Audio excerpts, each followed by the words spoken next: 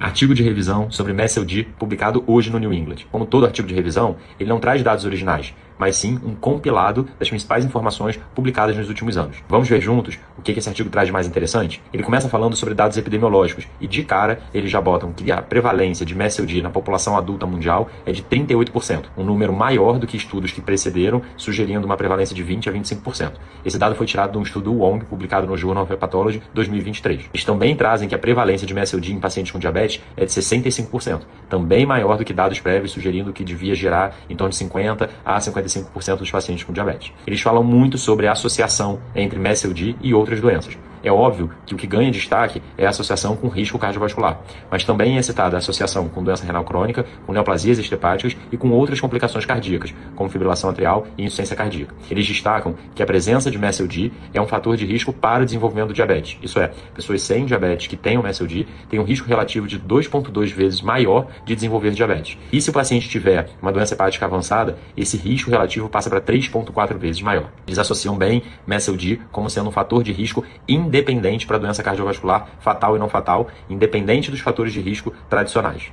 Eles também falam da sobreposição de termos, NAFLD, MAFLD, MASLD, como sendo termos que, na verdade, estão falando da mesma população, embora sejam formas de classificar diferentes. Eles citam muito que a quantidade de fatores de risco para a síndrome metabólica que um paciente tem está relacionada proporcionalmente com o risco dele ter desfechos hepáticos. Eles botam também uma tabela bem interessante que correlaciona o estadiamento de fibrose com o tempo requerido para o desenvolvimento de cirrose ou descompensação hepática. Nessa tabela, se um paciente tem fibrose F0 ou F1, ele demoraria 30 a 35 anos para desenvolver cirrose ou descompensar do fígado.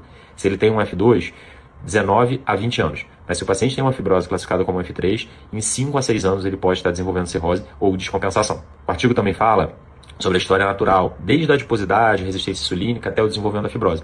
E um dado interessante é que eles já citam o estrogênio como um fator protetor para a MASLD. Esse dado foi trazido de um estudo publicado em 2024 que a gente vai botar aqui na tela. Os autores destacam a importância da gente usar o termo at-risk MASH, que prediz o grupo de pacientes com risco de complicações e que precisam de tratamento. Isso é, são aqueles pacientes com esteatohepatite e fibrose maior ou igual a F2. Eles também destacam a importância da gente associar os tratamentos para MASLD com os MALO, Major Adverse Liver Outcomes. O que seria isso? A gente não só ficar estacionado em dizer se o remédio ele tem capacidade de melhorar ou resolver a esteatohepatite e se ele tem capacidade de melhorar a fibrose, mas sim a gente olhar se um tratamento farmacológico ele consegue evitar que um paciente desenvolva cirrose e que ele descompense e também aumentar a sobrevida do paciente. O estudo tem uma área falando sobre fisiopatologia, que não traz nenhuma novidade. Eles trazem um fluxograma de diagnóstico de MASLD que é praticamente idêntico ao da diretriz do ISO 2024, só com uma diagramação diferente, e eles mantêm aquela recomendação do ISO 2024 de que pacientes com FIB4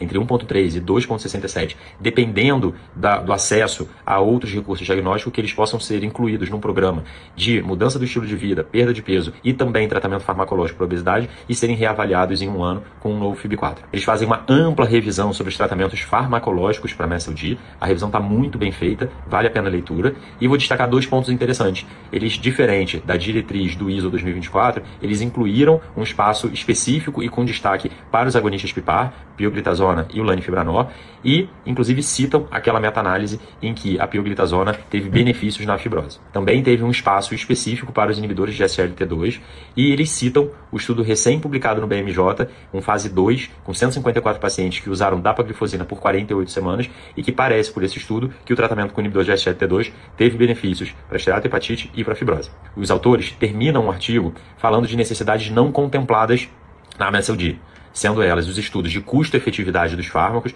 e aí talvez um destaque para os fármacos mais caros, como o resmetirom, que a gente ainda nem tem no Brasil, e para que a gente tenha marcadores para avaliar o paciente ao longo do tratamento, marcadores confiáveis para a gente saber quem são os pacientes que estão respondendo a um tratamento. Um artigo muito bom, vale a leitura.